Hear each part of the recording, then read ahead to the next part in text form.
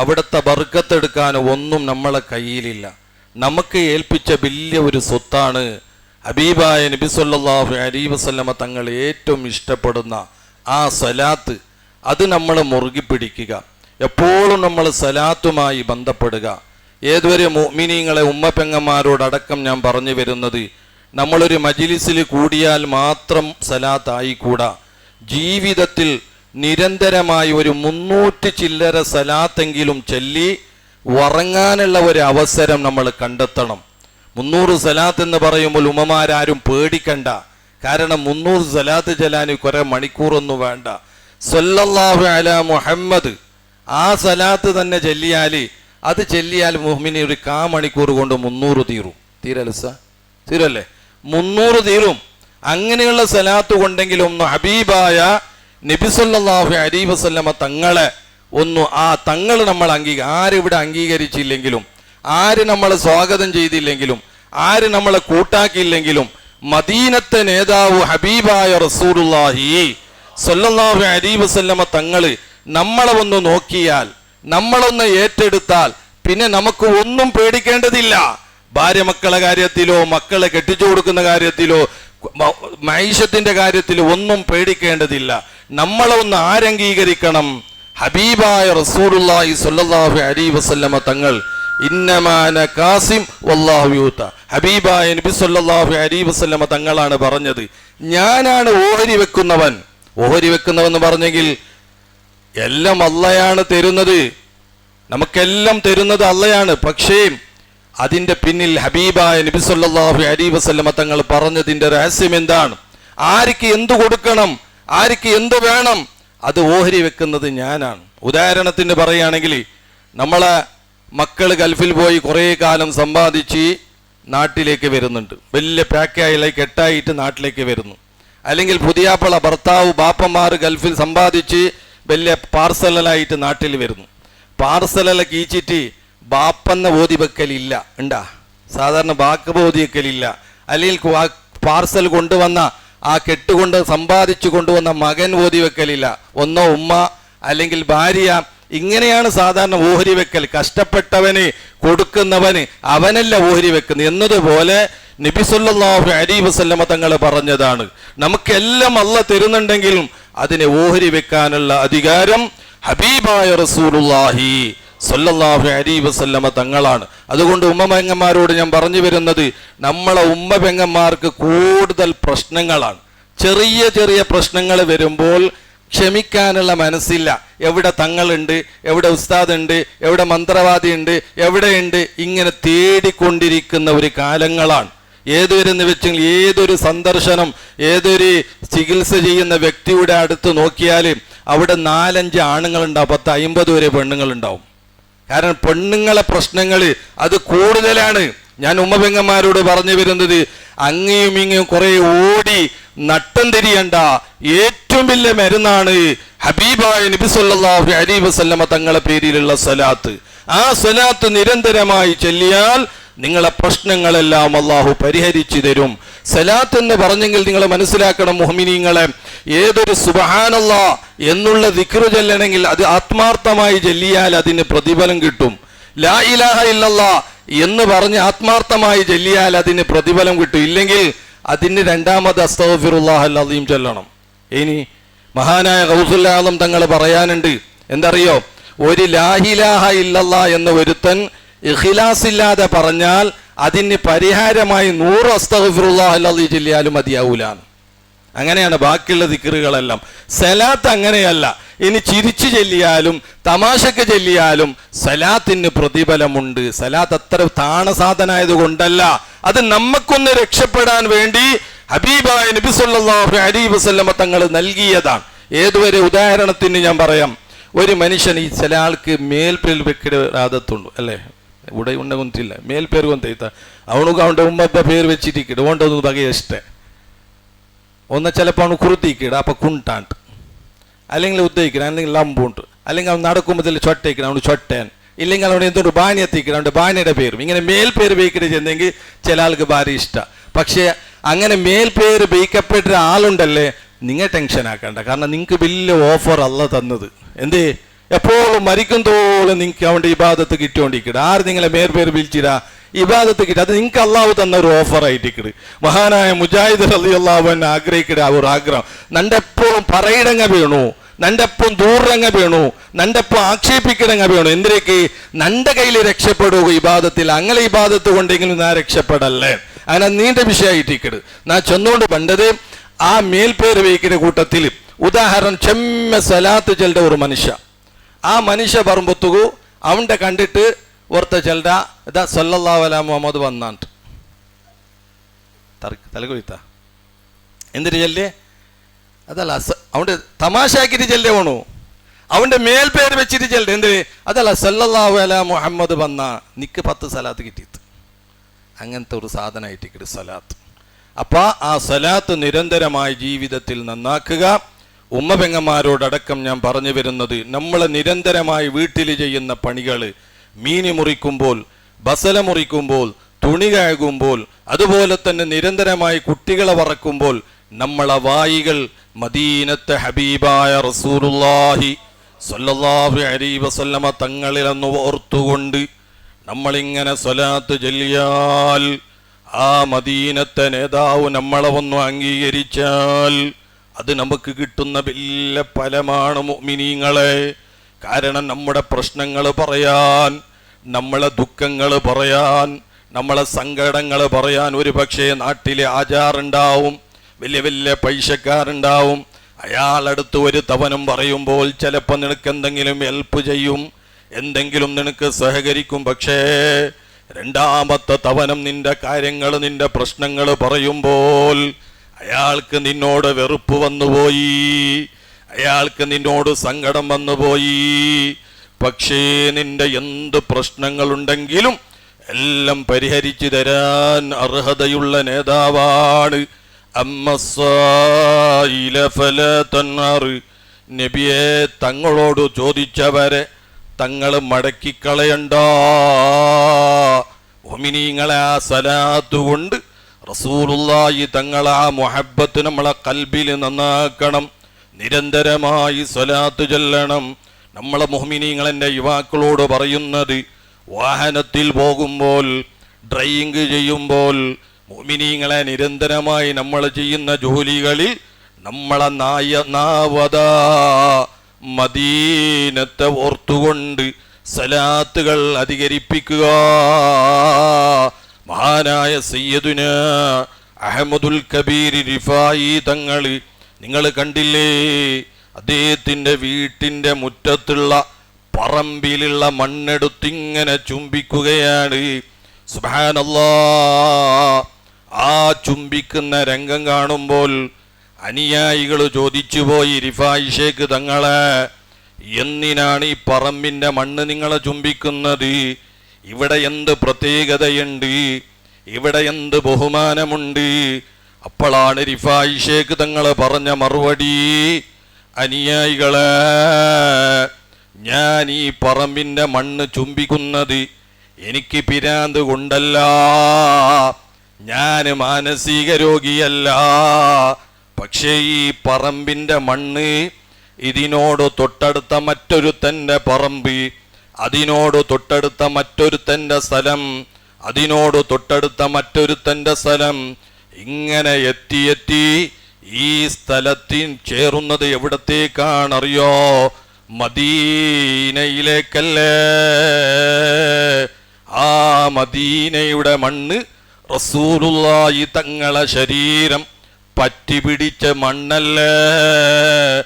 ആ മണ്ണിനോട് എൻ്റെ ഭൂമിയുടെ മണ്ണ് കണക്ഷൻ ഉണ്ട് കേട്ടോ. അതുകൊണ്ടാണ് ഈ മണ്ണിനെ ഞാൻ ചുംബിക്കുന്നത്. മുഅ്മിനീങ്ങളെ, മദീനത്ത് പോയി റസൂലുള്ളാഹിന്റെ ദർബാരിൽ നമുക്കവിടെ സലാം പറയാൻ വേണ്ടതുപോലെയുള്ള സൗകര്യങ്ങളില്ല, അതിനുള്ള വഴികളില്ല. പക്ഷേ എത്രയോ കിലോമീറ്റർ ദൂരത്തിൽ ആ നേതാവിനെ ഓർത്തുകൊണ്ട് സലാത്ത് ചൊല്ലിയാൽ മുഅ്മിനീങ്ങളെ, അത് നമ്മുടെ വിജയമാണ്. അള്ളാഹു നമ്മളെ പെരുത്ത് സലാത്ത് ചൊല്ലുന്ന കൂട്ടത്തിൽ അള്ളാഹ് നമ്മളെ ഉൾപ്പെടുത്തി തെരുമാറാകട്ടെ.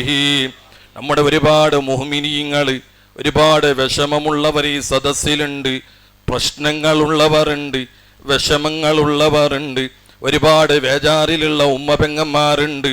റസൂലുള്ളാഹിന്റെ സ്വലാത്ത് കൊണ്ട് പരിഹരിക്കാത്ത ഒരു വിഷമമില്ല, ഒരു രോഗമില്ല, ഒരു പ്രയാസങ്ങളില്ല.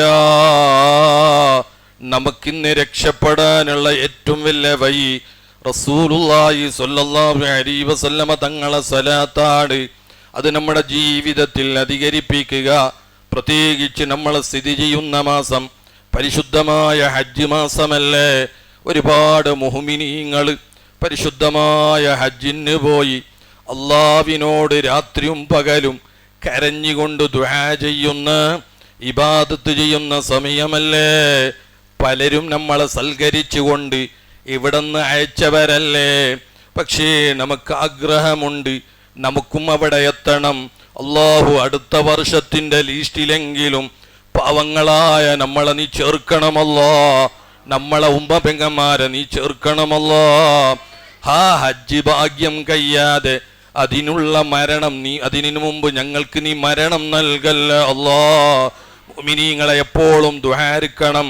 പ്രത്യേകിച്ച് മഹാനായ ഖലീലുല്ലാഹി ഇബ്രാഹിം നബി അലൈഹിസ്സലാമിനെ അല്ലാഹു തആല വലിയ പരീക്ഷണങ്ങളിൽ നിന്ന് രക്ഷപ്പെടുത്തിയ മാസമാണ്, ദിവസങ്ങളാണ്. വരുന്ന ദിവസങ്ങൾ ഉമ്മമാരെ കൂടുതൽ ഹറാമിൻ്റെ ഭാഗത്തേക്ക് ചിന്തിക്കാതെ, അനാവശ്യമായ കാര്യത്തിന് ചിന്തിക്കാതെ, ആരെയും ഗീബത്ത് പറയാനുള്ള അവസരം കണ്ടെത്താതെ ഉമ്മമാരെ നല്ല നല്ല ദിവസങ്ങൾ, മണിക്കൂറുകൾ, കൂടുതൽ ദിക്റുകൾ, സ്വലാത്തുകൾ ചൊല്ലി അള്ളാഹു പൊരുത്തപ്പെട്ടവരെ അടിമയായി തീരാൻ നമ്മളൊക്കെ ജീവിതത്തിൽ കണ്ടെത്തണം. അള്ളാഹു അതിന് ഭാഗ്യം നൽകുമാറാകട്ടെ, അള്ളാഹു തൗഫീഖ് നൽകുമാറാകട്ടെ, നമ്മുടെ മജ്ലിസ് അള്ളാഹു സ്വീകരിക്കുമാറാകട്ടെ. അൽഹംദുലില്ലാഹി അൽഹംദുലില്ലാഹി റബ്ബിൽ ആലമീൻ. اللهم صل وسلم على رسولك سيدنا محمد وعلى آل سيدنا ومولانا محمد. اللهم إنا نسألك ونتوجه إليك بحبيبك المصطفى عندك يا حبيبنا يا سيدنا محمد يا رسول الله. إنا نتوسل بك إلى ربك فاشفع لنا عند المولى العظيم يا نعم الرسول الطاهر المطهر. اللهم شفيه فينا بجاه عندك أرحم الراحمين يا മലിക്കുൽ ജബ്ബാറായ ജമാനനായ അല്ലാഹ്. ഞങ്ങൾ പാവങ്ങളാണ് അല്ലാഹ്, ഞങ്ങൾ സാധുക്കളാണ് അല്ലാഹ്, ഞങ്ങൾ വിവരമില്ലാത്തവരാണ് അല്ലാഹ്, ഞങ്ങൾ ജാഹിലീങ്ങളാണ് അല്ലാഹ്. ഞങ്ങൾ നിന്നോട് കൈനീട്ടുന്ന സമയങ്ങൾ, കൈനീട്ടുന്ന സദസ്സുകൾ നിന്റെ ഭൂമിയിൽ വലവധിക്കപ്പെട്ട സമയങ്ങളാണ്, സദസ്സുകളാണ്. ഒരുപാട് ഇൽമു പഠിക്കുന്ന മുത്തഅല്ലിമീങ്ങളുള്ള മജ്ലിസ് അല്ലാഹ്, നിന്റെ ഭവനമായ പള്ളി, അതുപോലെ നിന്റെ ബഹുമാനമുള്ള ദിവസങ്ങൾ നീ ഞങ്ങളെ ഒന്ന് സ്വീകരിക്കണമല്ലോ, നീ ഞങ്ങളെ കബൂല് ചെയ്യണമല്ലോ, നീ ഞങ്ങളെ ദോഷങ്ങളെ പുറത്തു തരണമല്ലോ, നീ ഞങ്ങൾക്ക് മാപ്പ് നൽകണമല്ലോ. അർഹമുർറാഹിമീനായ അല്ലാഹ്, ഒരുപാട് തെറ്റുകുറ്റങ്ങൾ ചെയ്തു പോയി അല്ലാഹ്. നമ്മളെ കണ്ണുകൾ നല്ല കണ്ണുകളല്ല, നമ്മളെ കൈകൾ നല്ല കൈകളല്ല, നമ്മളെ ചെവികൾ നല്ല ചെവികളല്ല, നമ്മളെ കാലുകൾ നല്ല കാലുകളല്ല.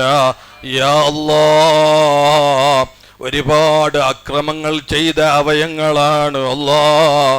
ഈ പരിശുദ്ധമായ ഹജ്ജ് മാസത്തിൽ വെച്ച് നിന്നിലേക്ക് ഞങ്ങൾ കൈനീട്ടുന്നു അല്ലാഹ്. നീ ഞങ്ങളെ ആട്ടിക്കളയല്ല അല്ലാഹ്, നീ ഞങ്ങളെ കുടുക്കിക്കളയല്ല അല്ലാഹ്.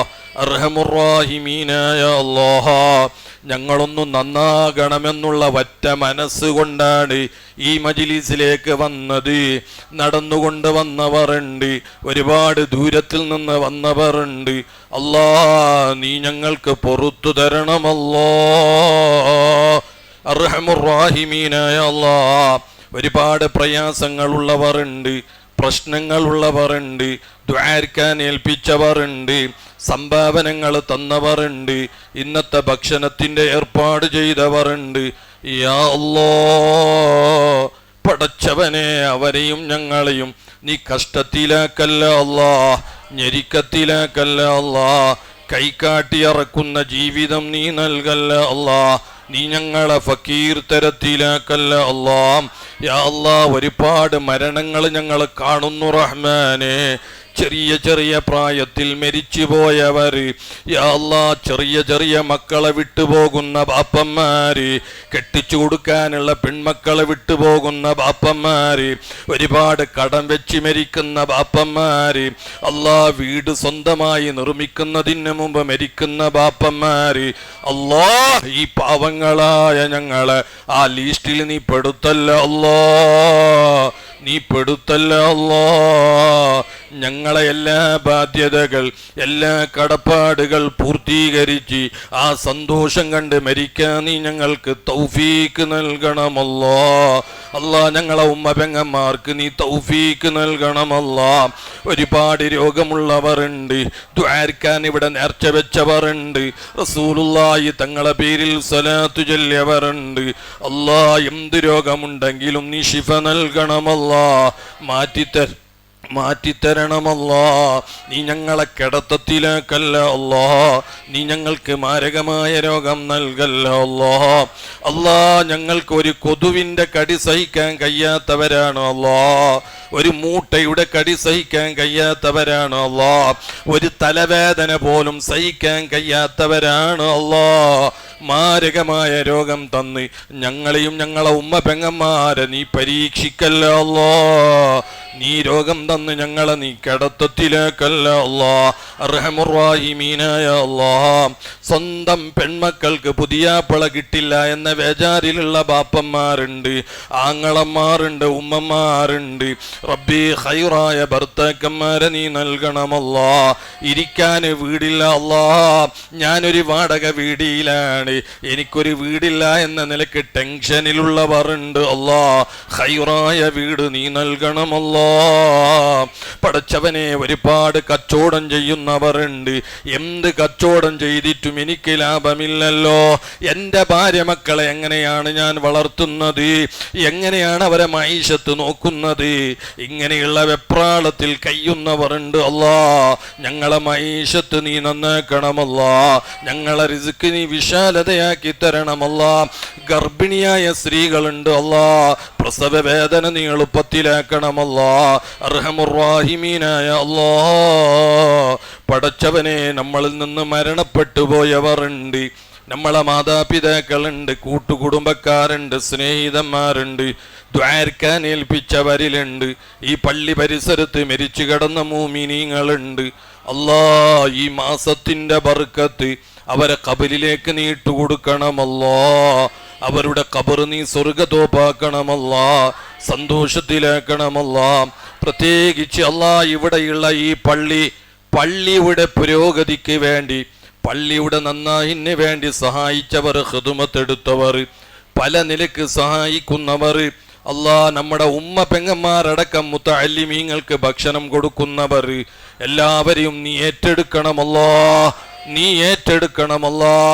അവരെ ജീവിതത്തിൽ ദുഃഖങ്ങൾ നീ കേൾപ്പിക്കല്ല അല്ലാ, സങ്കടങ്ങൾ കേൾപ്പിക്കല്ല അല്ലാ. നീ ഞങ്ങളെ ആഖിബത്ത് നീ നന്നാക്കണമല്ലാ, ഞങ്ങളെ മരണം നല്ല മരണമാക്കണമല്ലാ.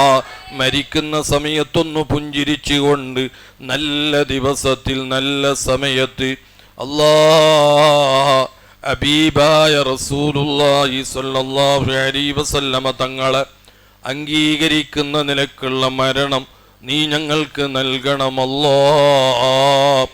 റബ്ബനാ അത്തിനാ ഫിദ്ദുനിയാ ഹസന വഫിൽ ആഖിറതി ഹസനത വഖിനാ അദാബന്നാർ. ആമീൻ ബിറഹ്മതിക യാ അർഹമർ റഹീമീൻ. ബിഫദ്ലി സ്വല്ലല്ലാഹു അലാ മുഹമ്മദ് വഅലൈഹി വസല്ലം.